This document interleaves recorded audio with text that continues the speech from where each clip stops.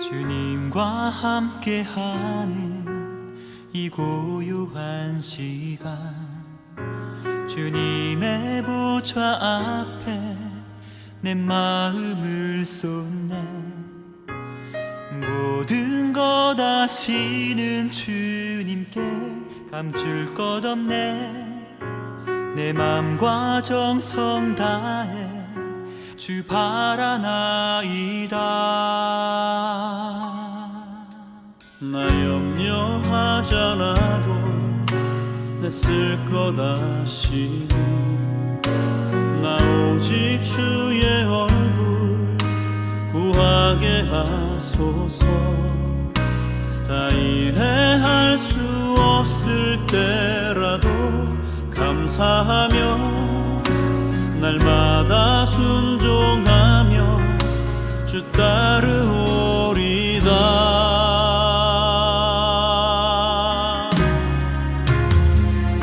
온 마음 다해 사랑합니다. 온 마음 다해 주 알기 원하네. 내 모든 삶 당신 것이니 주만 섬기리. 온 마음 다해.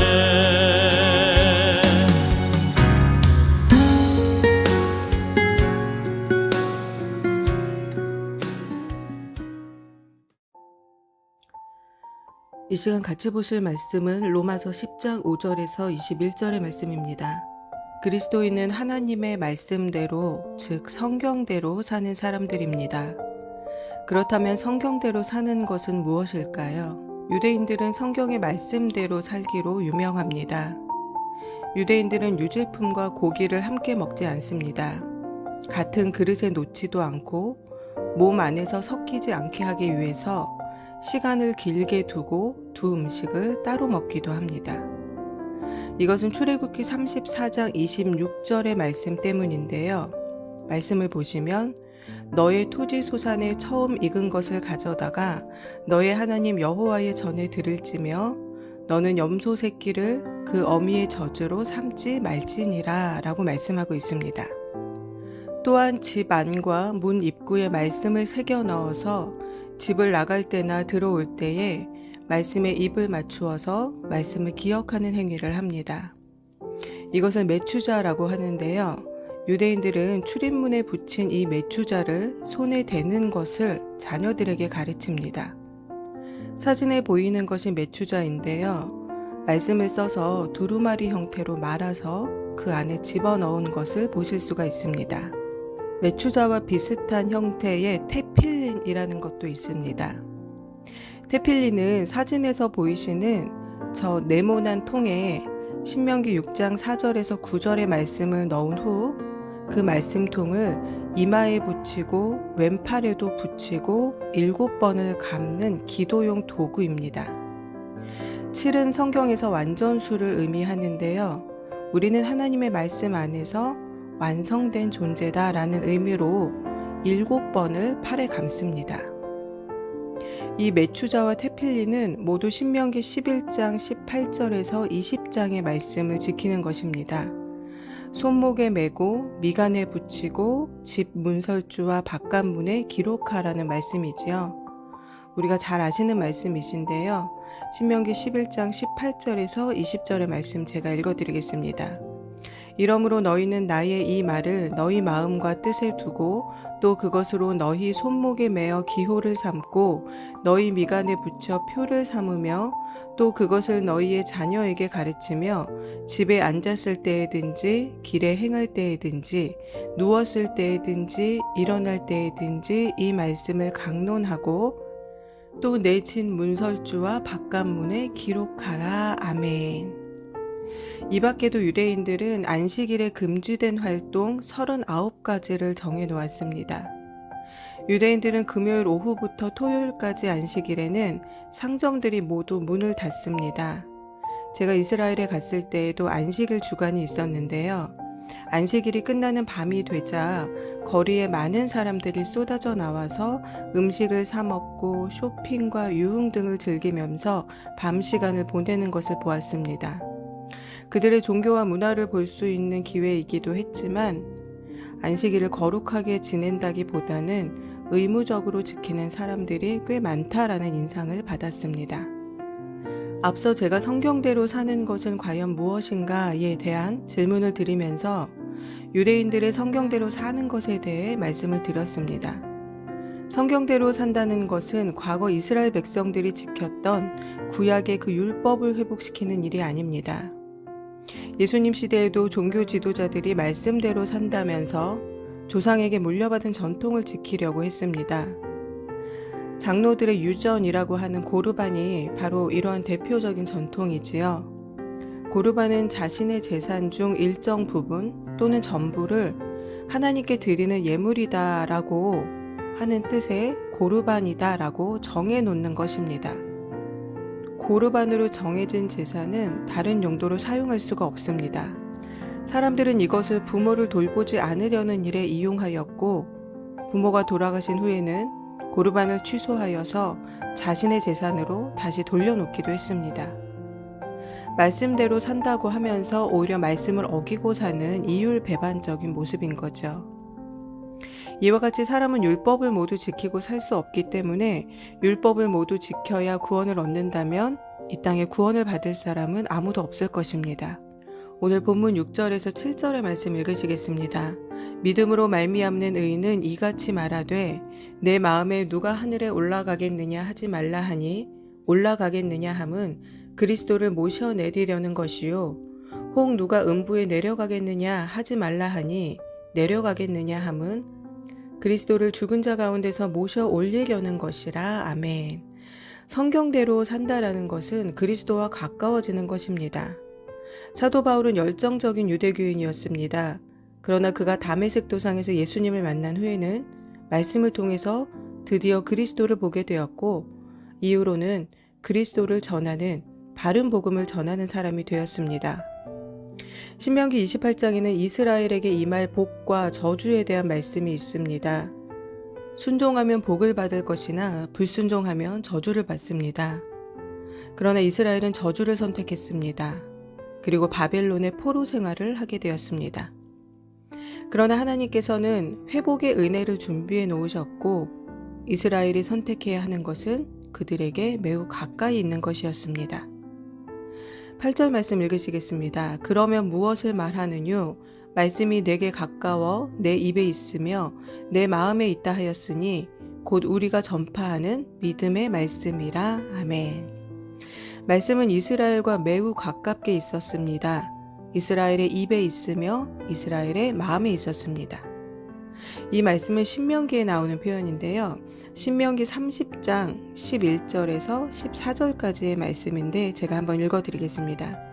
내가 오늘날 내게 명한 이 명령은 내게 어려운 것도 아니요 먼 것도 아니라 하늘에 있는 것이 아니니 내가 이르기를 누가 우리를 위하여 하늘에 올라가서 그 명령을 우리에게로 가지고 와서 우리에게 들려 행하게 할고 할 것이 아니요 이것이 바다 밖에 있는 것이 아니니 내가 이르기를 누가 우리를 위하여 바다를 건너가서 그 명령을 우리에게로 가지고 와서 우리에게 들려 행하게 할고 할 것도 아니라 오직 그 말씀이 내게 심히 가까워서 내 입에 있으며 내 마음에 있은즉 내가 이를 행할 수 있느니라. 아멘.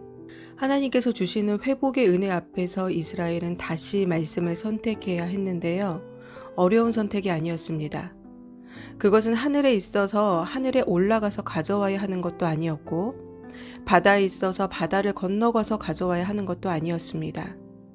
왜냐하면 그 말씀은 그들의 입에서 가깝고 마음에서도 가까웠기 때문입니다. 말씀이 가깝다는 것은 무슨 뜻일까요? 바로 예수님께서 친히 성육신하여서 그들에게, 우리에게 오신 것을 말씀하는 것입니다. 하늘에 올라가지 않아도 바다를 건너가지 않아도 무저갱에 내려가지 않아도 됩니다. 왜냐하면 그가 우리를 직접 찾아오셨기 때문입니다. 이스라엘이 할 일은, 우리가 할 일은 마음을 열고 선택하면 되는 것입니다. 9절에서 13절 말씀 읽으시겠습니다. 내가 만일 내 입으로 예수를 주로 시인하며 또 하나님께서 그를 죽은 자 가운데서 살리신 것을 내 마음에 믿으면 구원을 얻으리니 사람이 마음으로 믿어 의에 이르고 입으로 시인하여 구원에 이르느니라.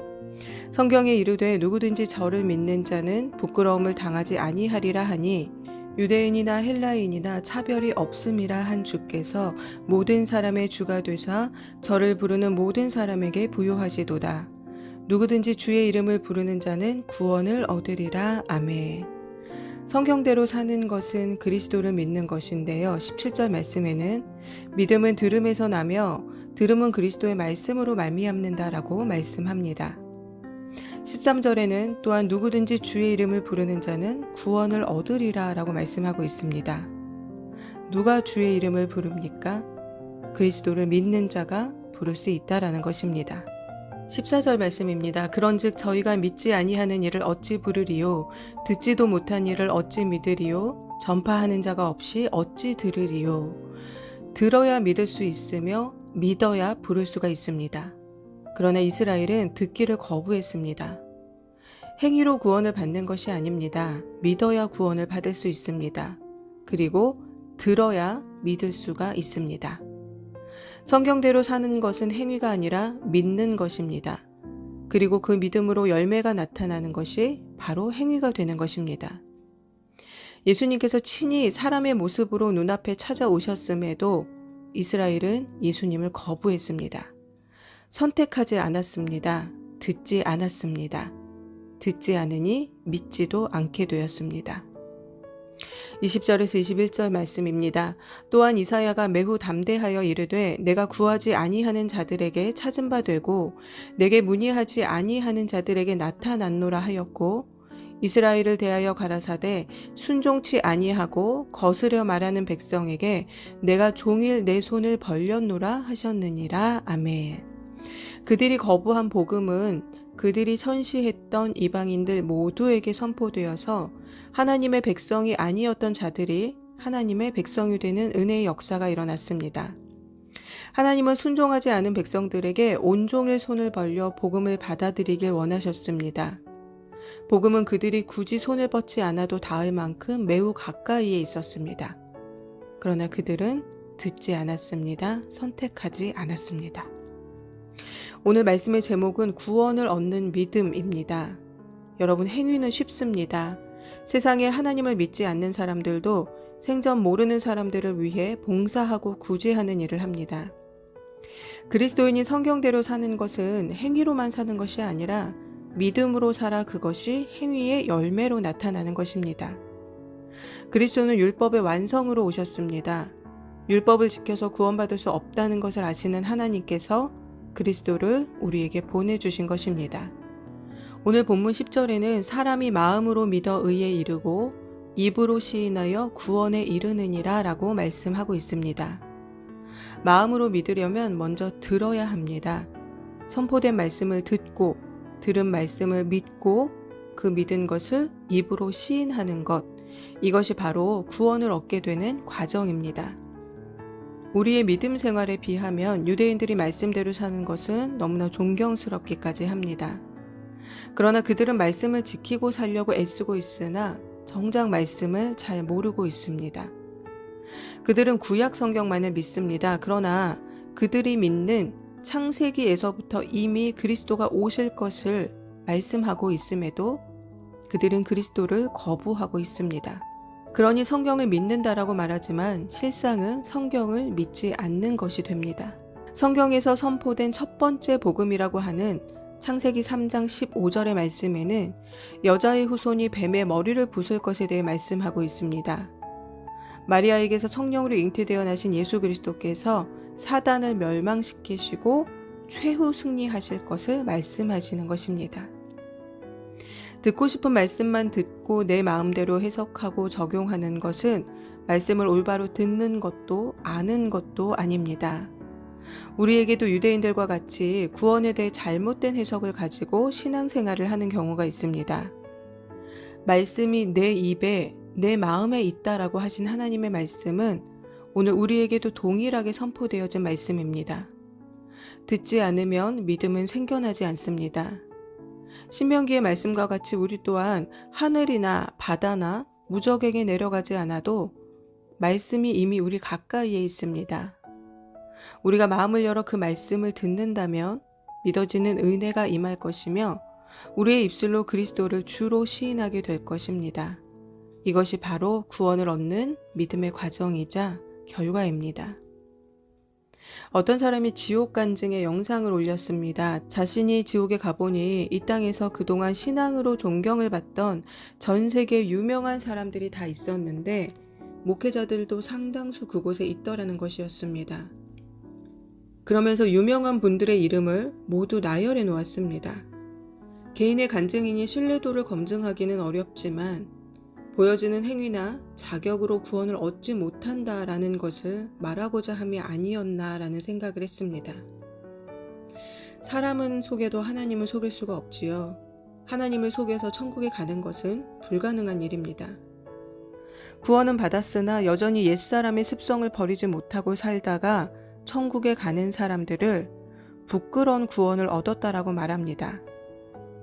이 말은 성경에도 없고 신학적인 용어도 아닙니다. 구원받았다라고 하면서 보여주는 모습은 전혀 그렇지 않은 사람들이 너무나 많기 때문에 사람들 사이에 이러한 말이 만들어진 것입니다. 구원을 받았다라는 것은 옛사람이 죽어서 없어지고 새로운 피조물로 다시 태어나는 것을 말합니다. 하나님께서 주시는 구원이 어떻게 부끄러운 구원이 있을 수가 있습니까?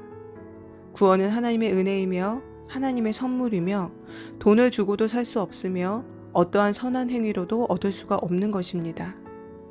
구원은 하나님께서 주시는 일방적인 은혜이기 때문입니다. 그 구원의 은혜를 부끄러운 것으로 만드는 것은 바로 사람입니다. 구원은 결코 가치를 매길 수 없는 그리스도의 피로 우리에게 주어지는 하나님의 선물입니다. 우리의 믿음을 말씀에 비추어 날마다 점검하시기를 바랍니다. 오늘 본문 9절, 10절, 13절의 말씀을 읽어드리겠습니다. 내가 만일 내 입으로 예수를 주로 시인하며 또 하나님께서 그를 죽은 자 가운데서 살리신 것을 내 마음에 믿으면 구원을 얻으리니 사람이 마음으로 믿어 의에 이르고 입으로 시인하여 구원에 이르느니라. 누구든지 주의 이름을 부르는 자는 구원을 얻으리라. 아멘. 다 함께 기도하시겠습니다.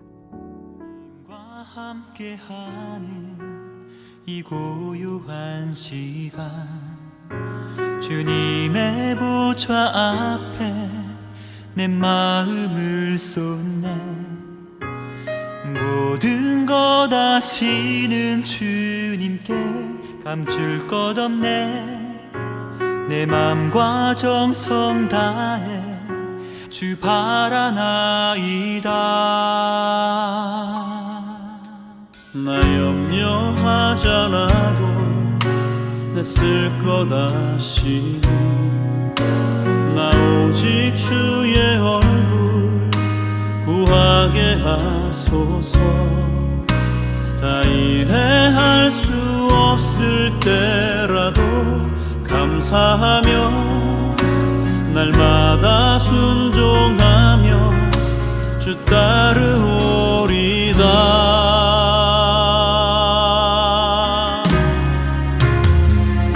온 마음 다해 사랑합니다 온 마음 다해 주 알기 원하네 내 모든 삶 당신 것이니 주만 섬기리 온 맘 다해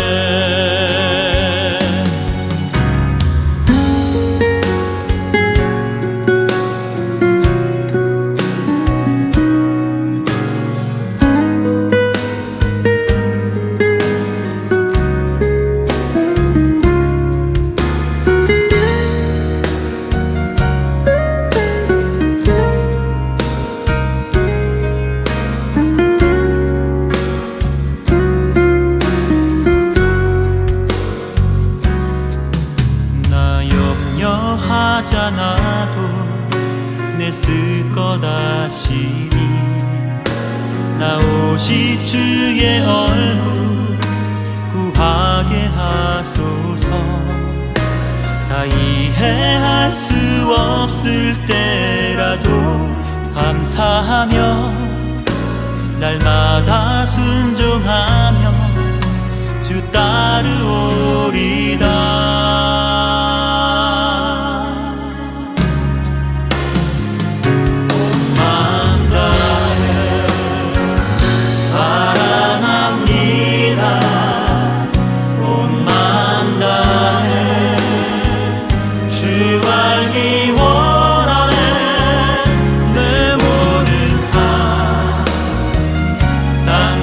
것이니 주만 섬기리 온 맘 다해